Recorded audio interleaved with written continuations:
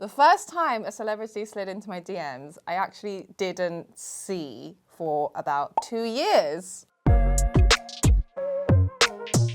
Hi, I'm Rina Sawayama and we're playing First and Last with BuzzFeed A-pop. First red carpet was the Brit Awards and I was wearing Balmain Couture. It was this massive purple dress and I had braces, like train track braces, and I loved my look. I thought it was super cute. But because it was quarantine and it was still like COVID times, the whole red carpet was outside. And I remember being freezing the entire time. And my teeth were like chattering and it was like, I couldn't talk and I couldn't give interviews because everything was outside. All the photography was outside, all the interviews were outside, and I was dreading that would be the case this year, but thank God it wasn't. It was all inside. The last red carpet was the John Wick premiere in New York, and I was wearing Tom Brown, which was very cool. I loved that look. And Ian McShane described me as a tartan samurai. I kind of do agree. The first time a celebrity slid into my DMs, I actually didn't see for about 2 years, which was a big regret of mine because that person turned out to be Rosalia. She said she was a fan of my music, but I only opened it 2 years later. And I was like, hey, are you still a fan of my music? And the last time a celebrity slid into my DMs, we actually had a really lovely dinner with some friends. We met for the first time, and that was Simi Lu. To the Asian community, you know, he means a lot, and to chat about things, and I believe he's starting to do music as well. So we were kind of talking about the first time he's doing music and performing, and then the first time I'm doing acting, so we were like able to share a lot of ideas there. First time I saw Keanu Reeves was in the dojo, the gym that we were training in Berlin. And I think it was pretty much the first day of training that I met him. And yeah, we were just both training and sweaty, and it was not glamorous. The last time I saw Keanu was at the New York premiere. So the first time I was on set for John Wick it wasn't for my scene. I wanted to see what the set was like because I'd never been in front of movie cameras before. I'd never been in such a big set before, so I wanted to prepare myself. And it was a scene with Keanu. I don't want to give any spoilers, but it was a really cool scene with a tiny bit of action, so I really was glad that I went. So the last time I was on set for John Wick, it was just so cold. It was in New York. We were shooting a scene in a train, but the train was actually outside, so it was absolutely freezing, I remember. But I remember after finishing that, and you know, at the end of everyone's, each cast member, if it's their last scene, then we do like a big clap and we, you know, make a big deal out of it. And you know, being able to be surrounded by the people who I've worked with, you get so close, you see them more than you see your family or partner or whatever, you know, it's like really crazy, intimate relationship you have with these people. And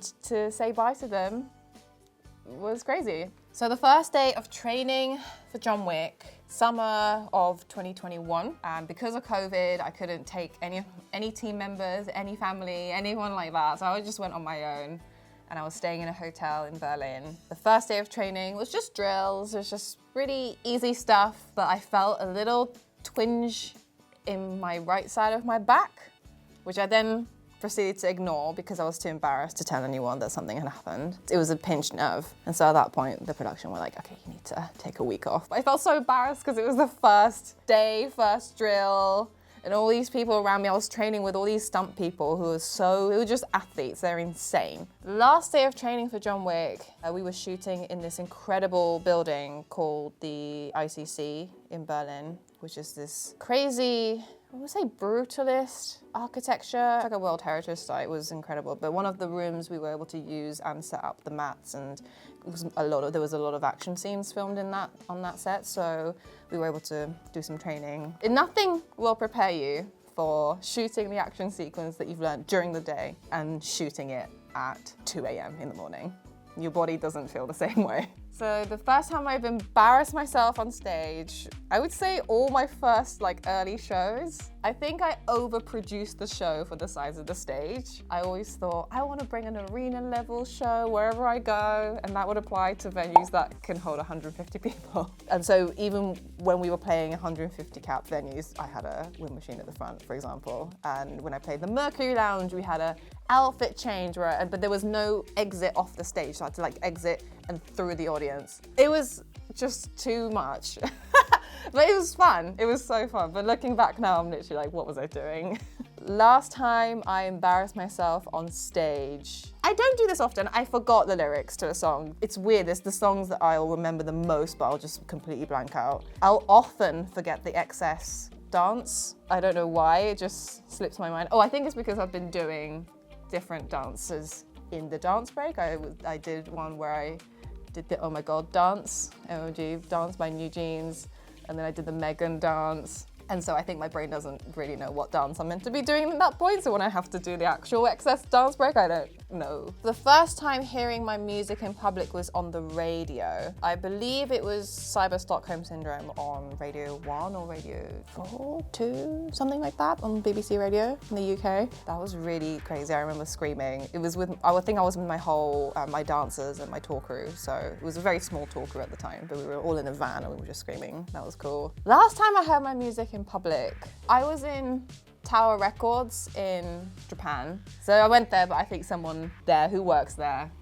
started to put my music on, and that was a really cute moment. But I sometimes hear excess in Starbucks, and that's cool because I go to Starbucks a lot, so that's weird. I've grown up eating Japanese food all my life. My mum insisted on cooking Japanese meals, which was really nice in hindsight because I can't imagine it was very easy to get the ingredients back in the 90s in London. So you can barely get soy sauce in the supermarkets, and now you can anywhere. So things have come a long way. Okay, my mum's favorite meal to cook me, and my favorite meal that she cooks for me, is called tarekatsu. Pork cutlet that's beaten very thin, breaded, then doused in this kind of sweet sauce at the end. And it's my favorite thing ever. The last Japanese meal I ate, I had Sushi Stop from LA, which is my favorite sushi place because I hate paying a lot of money for sushi. Because I'm so used to eating cheap sushi in Japan, I just hate paying a ridiculous amount, and Sushi Stop always does a buy one get one free deal, which we love. Oh, first time I visited Japan after I moved to the UK when I was 5 was summer holidays. So I would go back every holiday, I think summer, and we tried to go back in the winter as well because all my family, including my dad, were in Japan. Yeah, I saw them, I guess, 2 or 3 times a year. My earliest memories of visiting Japan was going to back to where my mum's side of the family are from in Niigata, which is, if you imagine the backdrop of a Ghibli movie, that's exactly what it's like. Rice paddy fields and cycling between them. Mountains in the background, really pure fresh air.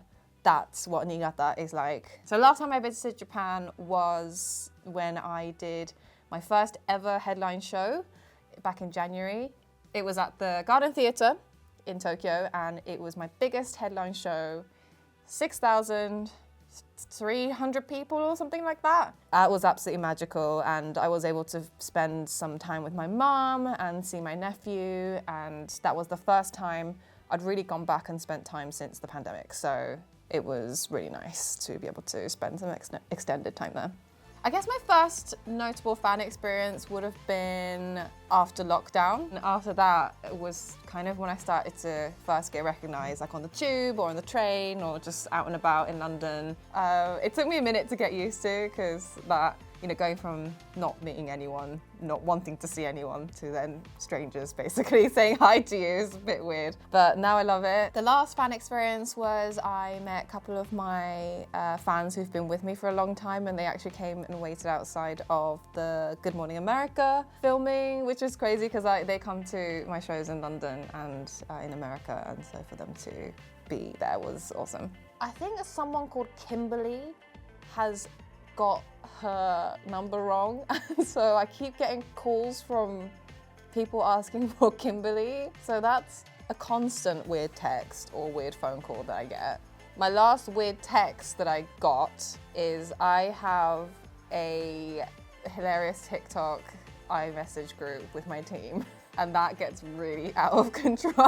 The last one we got was someone opened up Sims 4 on their laptop and then was frying an egg on the laptop, because you know how it, like, the fan goes insane when you open Sims 4. So that's it, that's my first and last. I hope you enjoyed. I'm promoting a film, a little indie film called John Wick 4. I'm joking, it's out everywhere right now, so you should go see it. My character is called Akira and she's badass and so awesome, so please go watch it. Even if you haven't seen the first three, it's still really enjoyable, so go.